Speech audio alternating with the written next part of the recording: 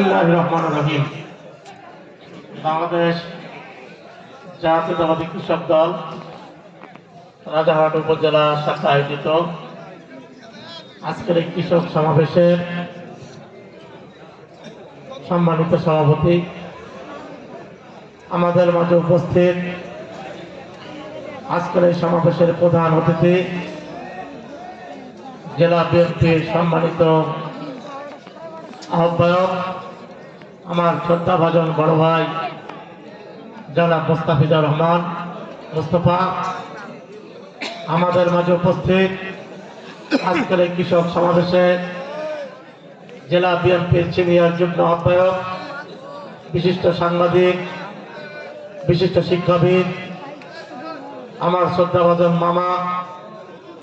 শফিকুল ইসলাম বেবু, আমাদের মাঝে উপস্থিত আজকের এই সমাবেশে জেলা বিএনপির সম্মানিত যুগ্ম আহ্বায়ক, সাবেক ছাত্র নেতা, বিশিষ্ট সাংবাদিক, বিশিষ্ট শিক্ষাবিদ হাসিবুর রহমান হাসিব সহ জেলা বিএনপির সাবেক নেতৃবৃন্দ, উপস্থিত উপজেলা বিএনপির সকল পর্যায়ের সাবেক সম্মানিত নেতৃবৃন্দ, অঙ্গ সহযোগী দলের সম্মানিত নেতৃবৃন্দ,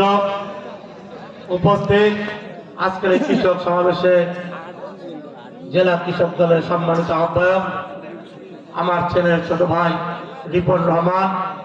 সদস্য সচিব রোকনুজ্জামান রোকন সহ জেলা কৃষক দলের সকল পর্যায়ের সম্মানিত নেতৃবৃন্দ,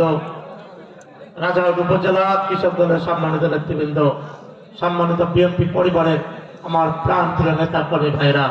আসসালামু আলাইকুম রহমতুল্লাহ বারাকাতুহু। হিন্দু ভাইদের প্রতি আদাব।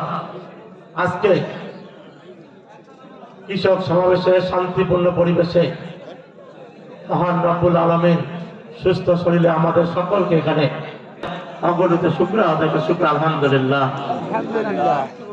বক্তব্য দীর্ঘক্ষণ থেকে হয়েছে, আমার মনে হয় আসরের নামাজের পর থেকে